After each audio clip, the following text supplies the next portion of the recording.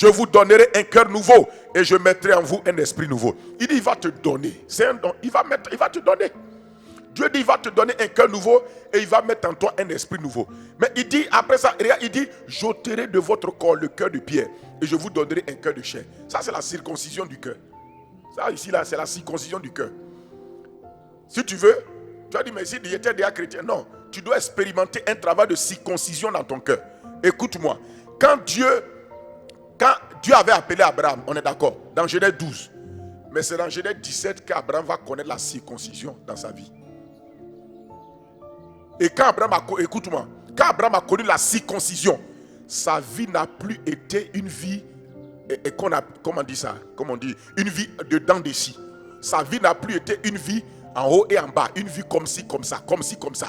Quand la circoncision se passe dans ton cœur, quand Dieu circoncit ton cœur, la circoncision c'est quoi? C'est le fait que Dieu enlève de toi l'immaturité. Il enlève de toi le charnel. Il enlève de ton cœur le charnel. Il enlève de toi les choses du monde et le monde et l'amour du monde et les choses du monde. Il circoncit ton cœur au point où ces choses-là sont là, mais maintenant ça ne te manipule plus, ça ne te détermine plus. Et cette circoncision commence à faire de toi un homme spirituel et mature, un homme qui suit l'esprit, un homme qui marche selon l'esprit et un homme qui grandit dans les choses de Dieu. Est-ce que tu vas prier? Dis, Seigneur, que la circoncision de mon cœur soit profonde et que, Père, je sois un homme spirituel et un homme mature. Un homme spirituel, ce n'est pas un homme qui prie beaucoup. Un homme spirituel, ce n'est pas un homme qui j'aime beaucoup. Un homme spirituel, tu peux prier beaucoup, jeûner beaucoup, mais ne pas être spirituel. Prier beaucoup, jeûner beaucoup te dispose à être spirituel, mais ne fais pas de toi un homme spirituel. Un homme spirituel, c'est qui? C'est celui qui prie beaucoup, qui jeûne beaucoup, qui médite la parole beaucoup, mais surtout qui suit l'esprit, qui suit la direction de l'esprit et qui marche selon la parole. Ce qui fait qu'on est spirituel, c'est qu'on marche selon l'esprit, on marche selon la parole. Sinon pas qu'on prie beaucoup. Tu peux prier beaucoup, la prière, le jeûne, la parole de Dieu, tout ça, ça te dispose à marcher selon l'esprit. Ça te dispose à vivre selon l'esprit, selon la parole. Mais ça ne fait pas de toi automatiquement un homme spirituel. Quand on dit quelqu'un spirituel, c'est qu'il marche selon l'esprit. Il marche selon la parole. Il pense selon l'esprit. Il agit selon l'esprit. Il proclame. Il parle selon l'esprit et la parole. Ça veut dire que c'est quelqu'un, un suiveur de l'esprit. C'est ça l'homme spirituel. C'est pourquoi il y a deux thèmes.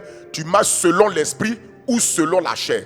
Celui qui marche selon la chair, ce n'est pas quelqu'un qui est dans la chair. Ça y est, il est dans le corps humain. Non, ce n'est pas quelqu'un qui a les 5 sens. Non, ce n'est pas quelqu'un qui est chaud. Celui qui marche selon la chair, c'est quelqu'un qui suit les directives de sa chair. Tant que tu ne suis pas les directives de la chair, tu n'es pas charnel. Tu as une chair, tu es dans une chair, mais tu n'es pas charnel. C'est comme tu es né de nouveau, tu es esprit, mais tu n'avais pas dit que tu es forcément spirituel. Tu comprends maintenant? Tu es né de nouveau, tu es esprit. Mais pour être spirituel, il ne faut pas seulement dire je gêne, je prie. Quand tu gênes, tu pries, tu as connexion à Dieu, tu actives le spirituel. Mais maintenant, le spirituel que tu as activé dans le jeûne et la prière, il faut vivre selon le spirituel. Il faut vivre selon l'esprit, selon la parole. C'est à cause de ça beaucoup de gens, ils prient 3 heures de temps. Quand ils sortent, Dieu dit, tu vois le monsieur qui est là-bas, là, prêche-lui l'évangile. Tu refuses, tu t'en fais autre chose. Tu n'es pas spirituel. Mais si tu t'en fais, tu es spirituel. Dieu te dit, prends ta nourriture là, donne à ton voisin là, je crois qu'il a faim. Dès que tu suis ce que l'esprit met sur ton cœur, tu es spirituel comme ça. Tu agis spirituellement. Donc pour être spirituel, il faut suivre les directives de l'esprit. Les intonations, les inclinaisons de l'esprit dans ton cœur. Tu es né physiquement, tu es dans la chair. Tu es chair, tu es dans la chair. Mais ça ne veut pas dire que tu es charnel. C'est quand tu vis selon les 5 sens. Tu suis les directives de ta chair, les sensations de ta chair, les vues, la vue, l'ouïe, le goûter, le toucher. Tu te laisses guider par ça. Tu deviens charnel. C'est-à-dire que tu te laisses conduire par les désirs de ta chair. Un homme qui est chaud, il se laisse conduire par les désirs de sa chair. Sinon, le fait d'être corps, d'être une chair, d'avoir 5 sens, ça ne veut pas dire que tu es charnel. Mais c'est quand tu commences à suivre les désirs de la chair. C'est pourquoi il dit les désirs de la chair sont opposés à l'esprit. Amen. Maintenant, un homme mature, c'est qui? C'est celui-là, le mature, c'est celui-là qui laisse la parole de Dieu bouleverser sa vie, opérer une transformation. Le mature, là, c'est celui qui, autrefois, il parlait comme ça, il pensait comme ça, il agissait comme ça.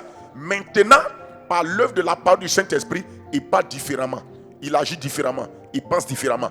La maturité dans la vie d'un homme se mesure par les 3 domaines: son langage, ses pensées et ses actions. Si tu veux savoir si quelqu'un est mature, écoute comment il parle, écoute comment il pense, écoute comment il agit. Tu vas peser la maturité de la personne. C'est tout. Il n'y a pas de flatterie, il n'y a pas de choses. La maturité se révèle comme ça dans les gens. C'est pourquoi la maturité, c'est celui qui passe aux paroles d'enfant, aux pensées enfantines, aux attitudes d'enfant, et il rentre maintenant dans le langage des hommes mûrs. Il parle maintenant le langage mûr. Il agit, il pense de manière mûre. Il agit de manière mûre dans la maturité. Et cette maturité se produit quand la parole de Dieu agit en toi. Elle se produit par la parole et par l'esprit. L'œuvre de la parole et de l'esprit dans ta vie. Elle se produit aussi par le fait que tu es prêt à renoncer à ce qui est enfant et à prendre ce qui est mature dans ta vie. Amen. Donc tu vas prier afin que le Seigneur circoncise ta vie et qu'il te donne de rentrer dans la dimension des hommes spirituels et des hommes matures. Prie maintenant au nom de Jésus-Christ.